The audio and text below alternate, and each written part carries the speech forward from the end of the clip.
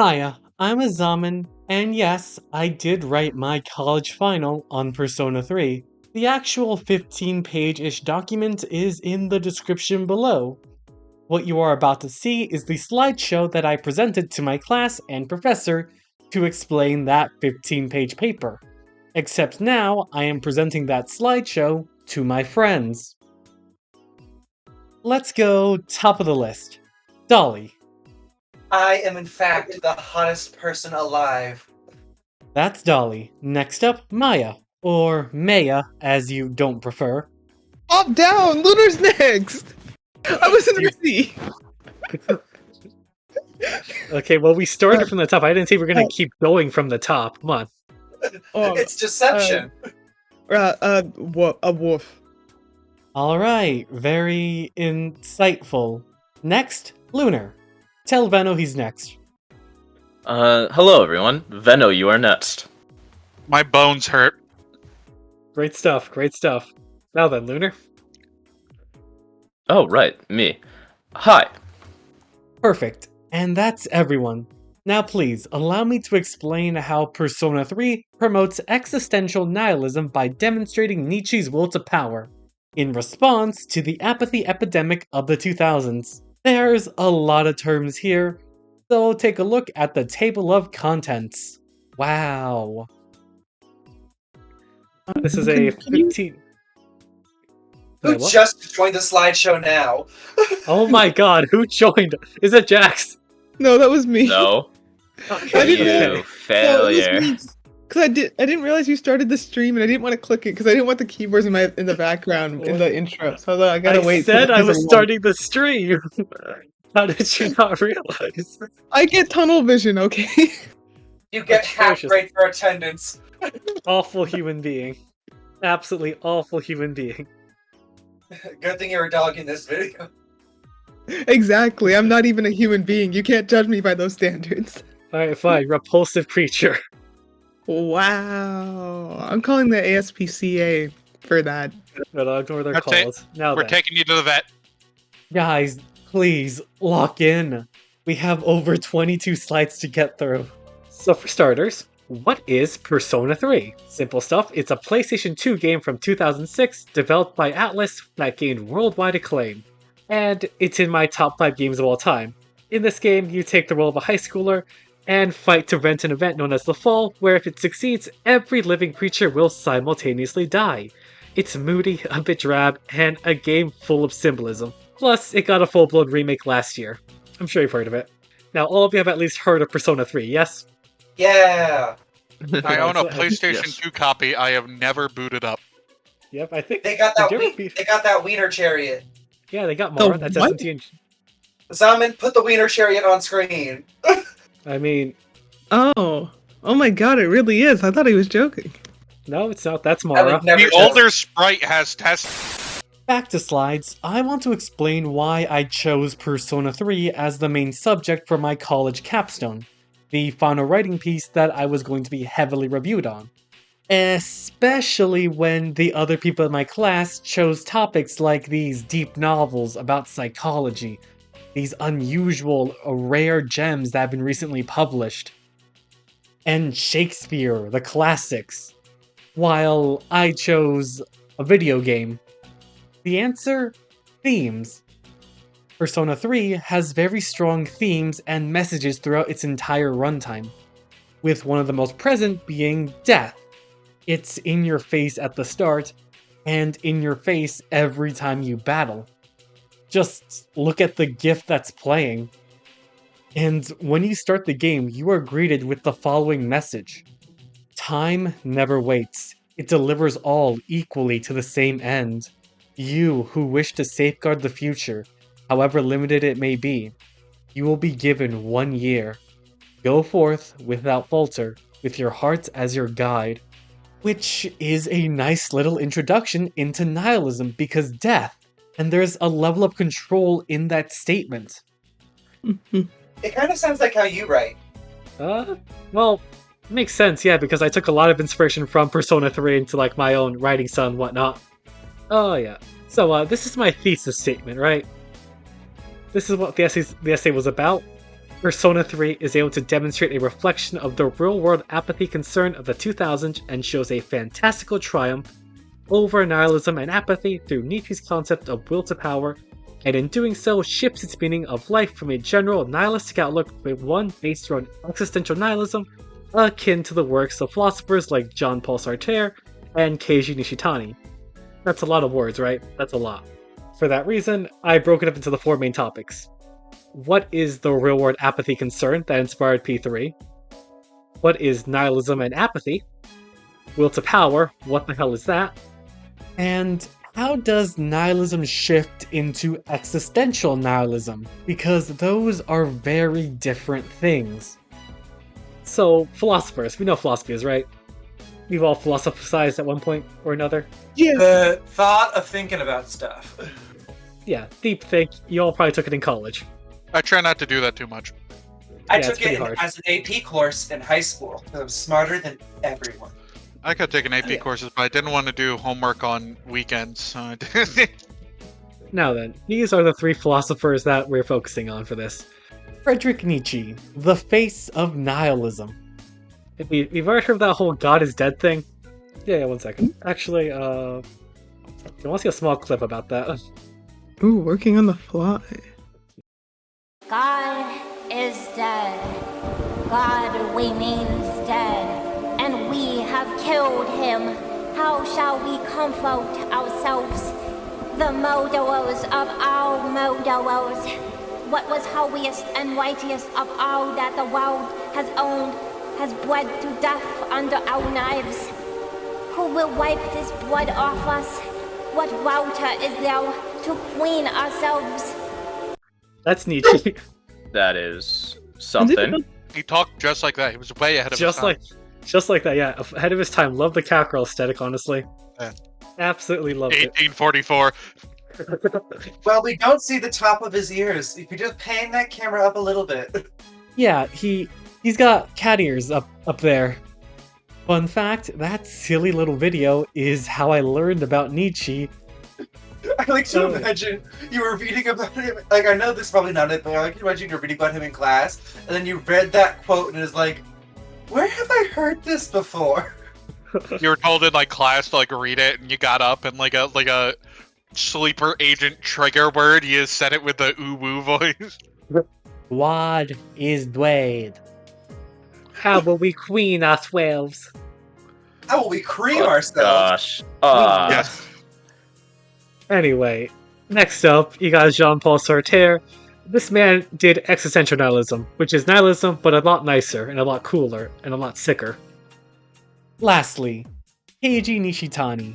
He is here to help us contextualize all this nihilism talk to the modern day. This man was writing all the way up until the 1990s. Not the 1990s, the 1990. He did not get farther than the first one. Made it to the 90s, that's what matters. Bro did not see the release of the PlayStation. So, I'm curious, what do you guys know about nihilism and apathy? Anything? Like in general? Nihilism is, so I know that one meme of like, nihilism versus, not existentialism, but it's like, no, nihilism versus depression, where it's like nothing in life matters, and it's like a radical 80s cartoon. Deltarune. Delta. An excuse for edgy people to be assholes. Nothing Yeah. in life matters, so I'm gonna bump into you and almost knock you over and not say sorry. No, you gotta add the Lamau at the end. Nihilism is the thought that nothing matters and that all life is pointless because it doesn't have meaning to it. Okay, you that is- Google search looking ass bitch. Yeah, basically. So, nihilism originally created in the 19th century by Friedrich Heinrich Jacobi, other German philosopher, and it more or less kind of dates back to the concept of God itself. His idea was that humans are not created with any set purpose or goal in life. And because of that, life itself is therefore meaningless, because it has no inherent purpose. Nietzsche then went on to describe nihilism as follows. A psychological state that will have to be reached first when we have sought a meaning in all events that there is not there, so the seeker eventually becomes discouraged. Nihilism then is the recognition of the long waste of strength, the agony of the, in vain, insecurity. What that's So is basically nihilism a saying, bad thing? kinda, yeah. He's kind of describing it like sort of how like Dolly said, that depression state where like they're depressed because nothing matters. As I understand it, Nietzsche sees nihilism as more so a state of being, a kind of mindset that people reach when they are at their lowest point, and truly begin to believe that there is nothing for them. So less And of an that's- overt lifelong philosophy, more of a specific kind of sad. Correct, yeah. A specific point in your life. It's not like meant to be all-consuming, it's just a point. They're meant to either grow from or devolve from. Yeah, and then we have apathy, which is just lack of interest, enthusiasm, or concern. You just don't care about anything. Simple as that. Next slide. Let's talk about Persona 3. It has two people we are going to focus on. Yurichiro Tanaka, the writer, and Katsuro Hashino, the director/producer, who also did a lot of the scenario writing for Persona 3. Big important people. They're gonna come up again later, I promise. Allow me to now answer one part of my thesis. What is the real-world apathy concern? So Hashino, the director of Persona 3, in a 2018 interview on the topic of what it means to create, said this small statement. We just make our games about something that makes us or society at large feel uneasy or uncomfortable. Which, as far as Persona goes, is very true.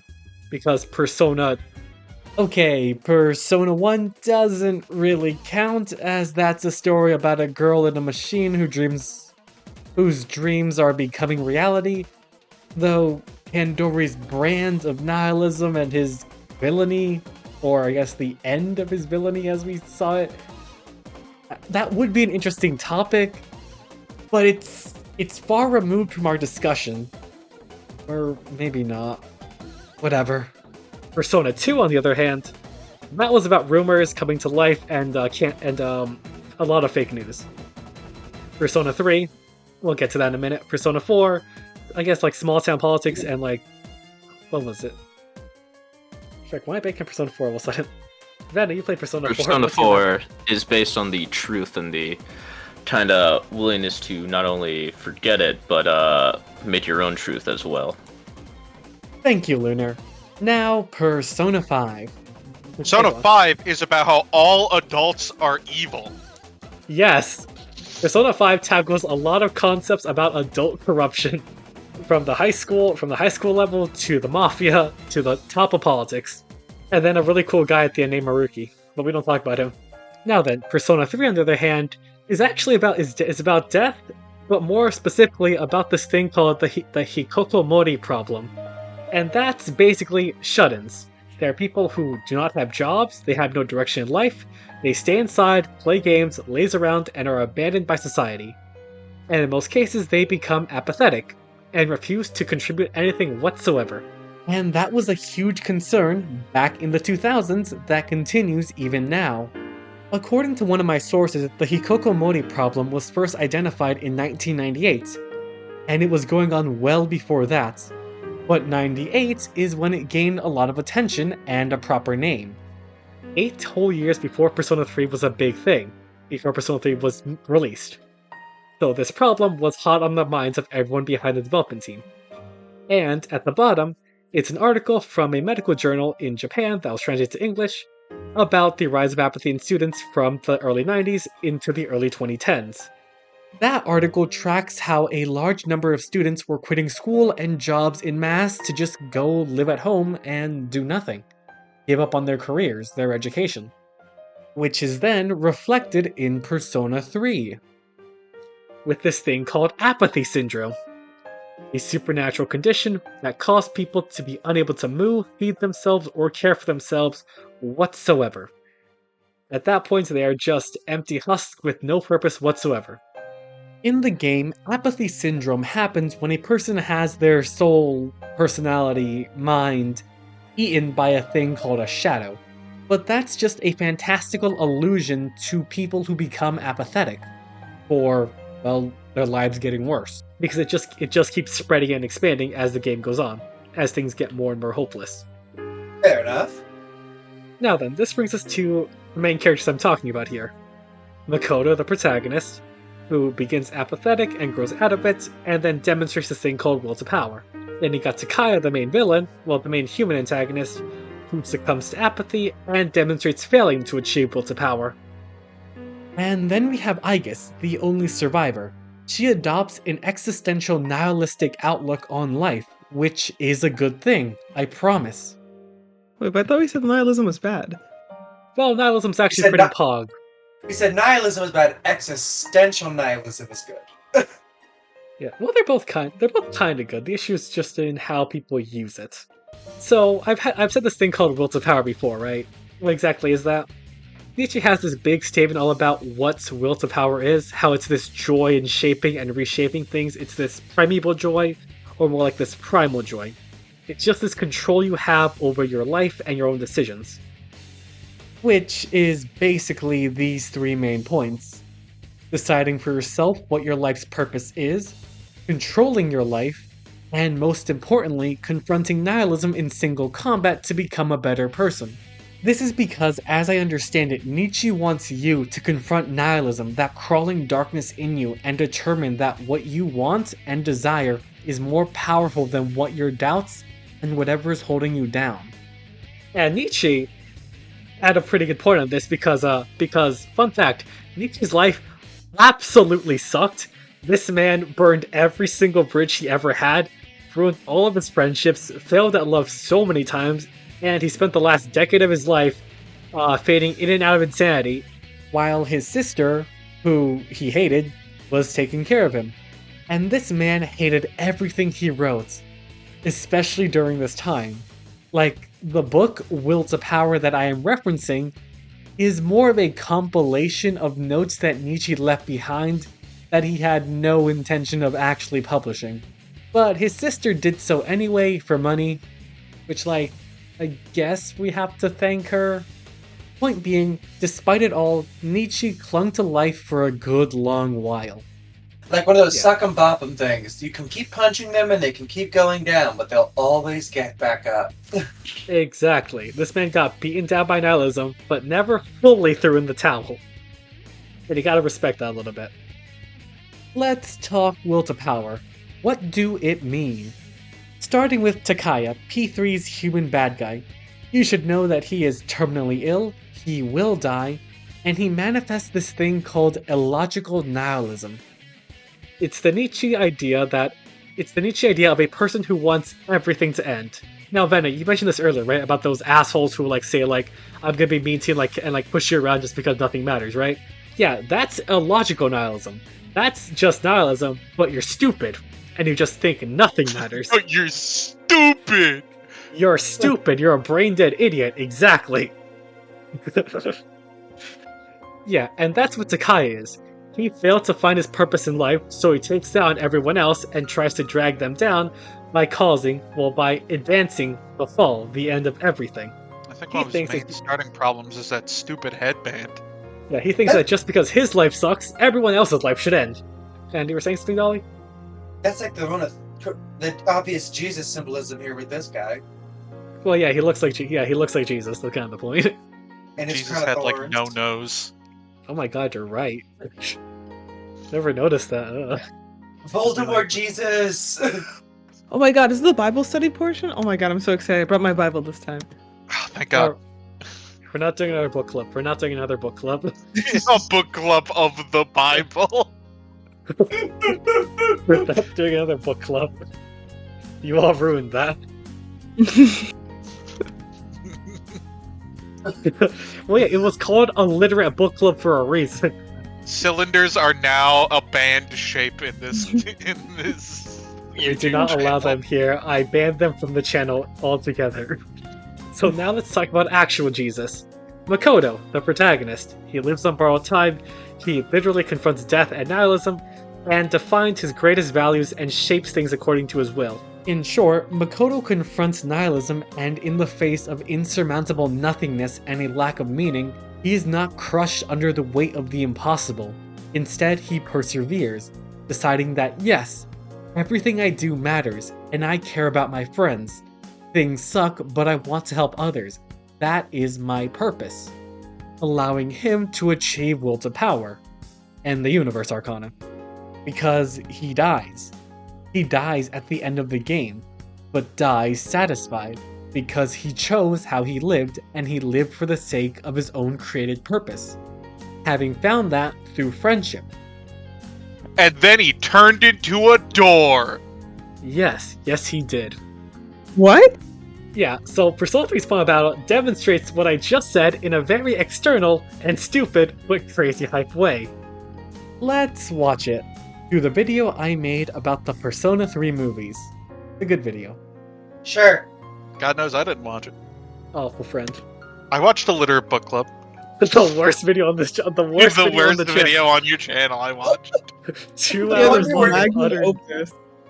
Utter Yeah, plugging the next nonsense. video. That video was utter nonsense and talks about Lunar wanting to peg Cloud or whatever. Yeah, That's... Lunar got real with us. My statement still holds true. I'll play the stupid video. As he does this, he speaks with Ryoji one final time. Ryoji says that Makoto has arrived at the answer of life. He has found something he wants to protect, even if he has to sacrifice himself. And now that he has acquired the answer, he is owed a power that will make any impossible thing possible. Returning to reality, Makoto rises and draws his evoker, summoning both Thanatos and Orpheus, fusing them into Messiah, his ultimate persona. He has been reborn. His growth has come full circle as he is surrounded in light, standing tall. He holds his head up and embraces what is to come. Every shadow is eradicated. Then he turns to look at Aigis warmly and tells her to live. With a smile on his face, he then begins to ascend, flying into the air, directly into the moon to confront the fall head-on. He arrives at the core of the moon. He engages the moon's core, which is death. The literal concept of death. Death launches an attack called Death with the effect of instant death, and Makoto endures it. Time and time again, this attack is launched. But Makoto stands, shambling forward because, though he may stand alone, he is not lonely. Everyone is calling out to Makoto, sending him their support, giving him the strength to accomplish the impossible. He defeats death by invoking the power of the universe. With the fall averted, the Dark Hour is destroyed, and Seas loses their memories of the Dark Hour, and their memories of the bond they had forged. Time skips to March 5th, and Makoto... And we're not watching the rest of it. Okay. Do that on your own time. No! Hard No. as hell. I want to watch the whole Are you video. using his world in that? That was indeed his word, and I'm very proud of how I synced that up. I'm very proud of how I got that to sync up. But yeah, he confronts death in a 1v1 and wins it. He exerts his power over that concept and comes out stronger for it. While Takai, on the other hand, he came face to face with death and was beaten by it, and then decided that everyone else should die. Because... Stupid! Anyway, the point is, he dies after that big display of 1v1ing death, the concept. Which is a very external way of showing that. And us, mere normies, kinda sorta can't do that. Confronting nihilism for normal people is meant to be an internal conflict. And this right here is shown through Aigis, the robot character, who as Makoto's dying, comes to a realization that everything about accepting the inevitable. She defines what her meaning of life will be, and decides that taking care of someone else is what she wants to do. She is controlling and defining her own life, which is her embracing existential nihilism, a concept that was crafted by Jean-Paul Sartre, which is based on the simple idea that existence precedes essence.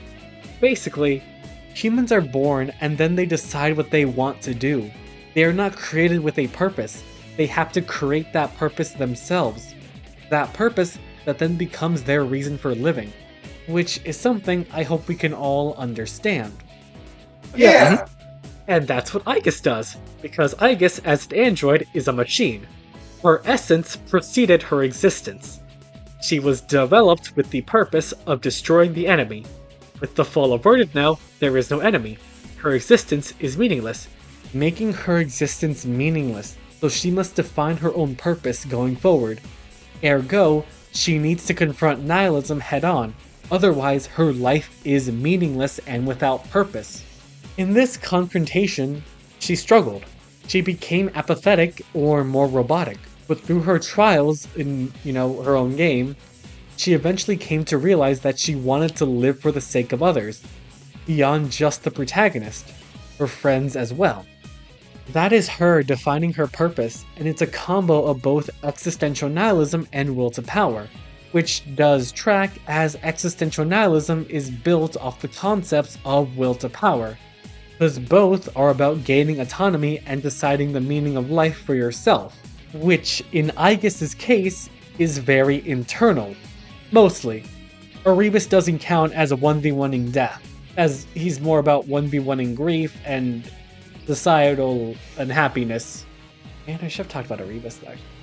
And we as people can't just go and throw down with the god of death. I haven't tried it, but Okay, Maya, tell me, how'd you do it? I could. Well, as you can see, I ended up a ghost, so it didn't really go well.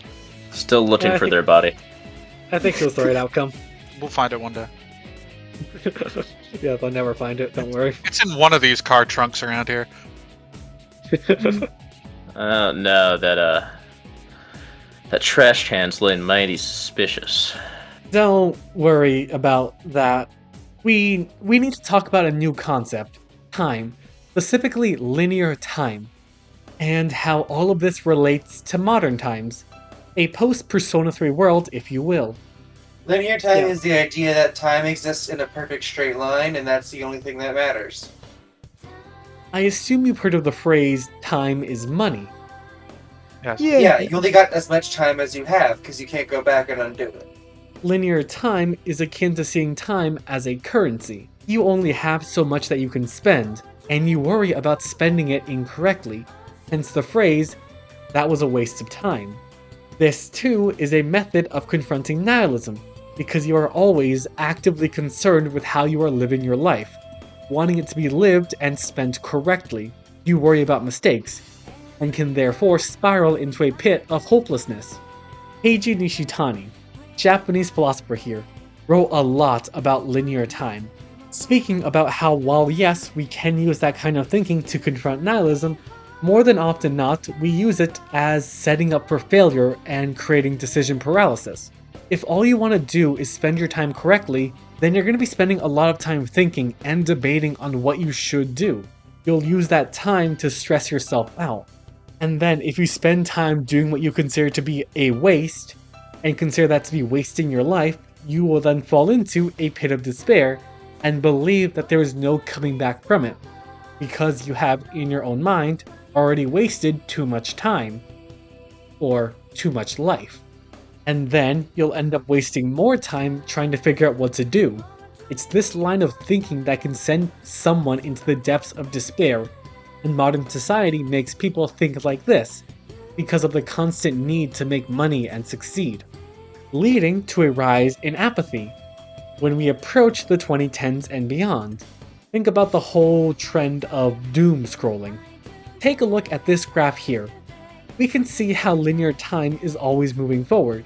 It cannot turn back and is never regained. And because it cannot be regained, it instills a hopeless feeling in people because of the insurmountable hopelessness it creates. Below the graph, we can see the reversibility of time, which is going straight up and not backwards to the left. That's meant to show how we as humans spend time thinking about what we could have done, the what ifs. It's dwelling on the past, which carries us further into linear time, the linear time quadrant. Because again, that kind of thinking traps you. It makes you focus on your mistakes, and then you diminish your hope for the future. Plenty of people try to discern meaning of life through work, school, relationships, or hobbies, which if you succeed, then great job, but if you don't, then you spiral and fall. That spiral then tends to lead into a rise of nihilism in society. When we see nihilism in society, it's not people going, "The end is near! The end is near!" No, it's more along the lines of people becoming hopeless. It's people in large quantities becoming apathetic, thinking that nothing will ever improve for both them and society as a whole. It can manifest as anxiety, boredom, or simply waiting to die, which is due to linear time and how we perceive how we use our time, because we think we're wasting it, and that makes us feel bad. And this stuff was kind of pulled from this journal article I have here in the bottom right, Living on Borrowed Time, Rethinking Temporality, Self, Nihilism, and Schooling. And that then brings us back to apathy syndrome in Persona 3, where people become stagnant. They can no longer care for themselves, move, or do anything. They are stuck in where they are because they have no purpose. Which, in the game, is due to an evil space alien that latches onto the collective human unconsciousness, while in real life, it's just the crushing weight of societal pressure and the anxiety it causes. For that reason, I would very much prefer the space alien, and that then connects us back to the Hikokomori headlines. I mean, to be fair, one of the ways I've learned to deal with my anxiety is when I get really anxious, I imagine all my anxiety, my panic, and all my negative feelings as the most disgusting monster from Monster Hunter. It's called a Kezu. You've shown me this disgusting Editor, put up a picture of a Kezu. Why are you saying editor? It's me. No. Our editor will fix this in post. Barry, put up a. There is no Barry. That's a really old Game Grumps reference. Gary, I need a photo of this disgusting heap of filth. Yeah. Anyway, it connects us back to these headlines about the Hikokomori problem. About people being shut-ins, being locked in their homes, and who have no aspirations and no purpose. Which, according to this one from 2019, is still rapidly increasing with the population topping 10 million. Which we can see reflected in the isekai genre, where the protag is usually a shut-in. These characters are meant to be relatable. Yeah. These protags tend to live lonely and go to their new worlds where they become social and develop a greater purpose. From their lowest lows, they end up growing as a person and greatly improve, though they do have to usually be hit by a truck to get there, which is another form of 1v1ing the god of death, aka confronting nihilism, aka then growing as a person and gaining existential nihilism when they have friends in the other worlds, and usually a harem. Which, it's a little nihilistic, A little nihilistic if that's what you think, how you think your first life should end. That's getting pretty popular. That's, a thing to take notice of. Well, you could get hit by a car and turn into a zombie idol. That is true. Now, why does this matter? Well, for starters, Nishitani did kind of predict this because he saw the increase of nihilistic thinking in Japan was due to Western influence. Because here in the US, there's a bigger focus on the idea that time is money, and that you have to be always doing something. You have to always be working. You have to always be unhappy and always be getting money. Which, in recent times, has led to the US dropping multiple places in the worldwide happiness scale in recent years, due to our country's own apathy. We used to be number 15. Now we're below Lithuania. Oh yeah, Lithuania's kicking our ass. Yeah, freaking Mexico had an insane pull though. Mexico jumped up a crazy amount the past year. And also, Persona 3 Reload released last year to even bigger worldwide acclaim and attention, more so than the original P3, which kind of proves that Persona 3's message is still relevant, and maybe even more relevant in today's modern world, even if I do think original P3 is ever so slightly better, narratively speaking, and gameplay speaking. So that's it. I'm done. You're welcome. So this is where we shift to my lecture about how the decline in global happiness is due to late stage. I have a question. Yes, what's your question? So how should we deal with nihilism in our lives? Have you considered hard drugs? Have you considered 1v1ing the god of death? Already tried that. What if you lost? Do you get rematches? I don't believe you get a rematch. I'm pretty sure if Makoto lost that 1v1, everything on the planet dies. Have you achieved Chim? Are you capable of saving and reloading? I'll think about it. Yeah, so I So, hope you guys Zamen. enjoyed that 30-minute presentation. Jesus Christ, I'm gonna hate editing this. Well, why do you choose this as your topic then? Do you 'Cause I feel it like was? Well, yeah, because I like Persona 3. Before I played Persona 3, I was friendless, quiet loser who sat in the corner and had no friends. Yeah, and, well, henceforth, I made more friends, got better at speaking, made the Persona game with you guys, turned that into a series here, and, well, look at me now. And now we're here. Way more Aw. positive. You Hey, became friends with me. Are you disappointed? No, I'm very pleased. 10 out of 10 friend. Aw. Good friend again. You see, yeah, well, then I'm going to make a joke that I was going to make to disappoint you now. You see, Lunar, you see how I've gotten obsessed with Sonic the Hedgehog recently? Yeah, switch maybe? SMT for that, and you've got Zamen. Shut up. Mm. Okay, I'm also, if you look at my icon, if you look at the Zamen official art, I'm in the SMT if school uniform. I have Raido's hat from SMT Devil Summoner. I have the Nahabino's haircut from SMT5 now. Like, yeah, no, there's a lot of heavy influence here. Very heavy influence. I mean, it's a good game series. Incredible. Save for, like, some of it. Nah, I love me some Demi Kids. Have you even played Demi Kids? I played Demi Kids White Book, I think it was. I played it. I got to like half of it, I think. It is. I haven't played a ton of it, but it is so weird compared to It is incredibly regular SMP. It is incredibly mid. That's the worst part. It's incredibly not, mid.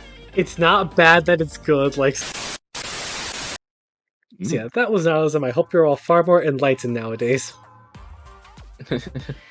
So finally, Okay. when someone pushes me down on the street and says, "Oh, nothing matters," I can beat the shit out of them and call them an idiot for misusing Call them an Nihil. idiot, spit in their mouth, do what you want, Veno. Spit in their mouth. Oh, I didn't. Okay. Yeah, that will really help them find their meaning in life. Exactly. Awaken something in them, Veno. Well, like Give I them told, purpose. like I told you about me learning things about myself in middle school because of Franziska von Karma. And I just hope you've enjoyed this little old normal length video. It's a bit different, but still pretty similar to my usual things. And don't worry, a long video is coming next week about a game. If you did enjoy this little Persona 3 discussion talk thing, then I would just recommend checking out my Persona 3 video I made with Leo Void, which is half interview and half just explaining the themes of Persona 3. Which very much do tie into this presentation I gave. Also, you probably noticed, but throughout this video, I was redubbing myself quite a few times. Because my voice in the initial version of this recording kept getting muffled as I did not properly set up my microphone. If you want to learn more about this topic and want to see it like actually defined and described in academic detail, then just check out the actual 15-page paper in the description below. I might just turn that actual paper into a video though, so we'll see. I also mentioned that the video was recorded nearly a year ago, so yeah, been a while. Got a good grade on that paper though. Anyway, I have been a Zamen, and a thank you very much for watching this video. So consider sticking around if you don't hate my voice. My sole goal here is to improve my writing, editing, and speaking as I go on. Goodbye. Oh, God. Oh yeah, now I'll stop the recording. Yeah. Goodbye, recording. Hello. Goodbye, cruel world.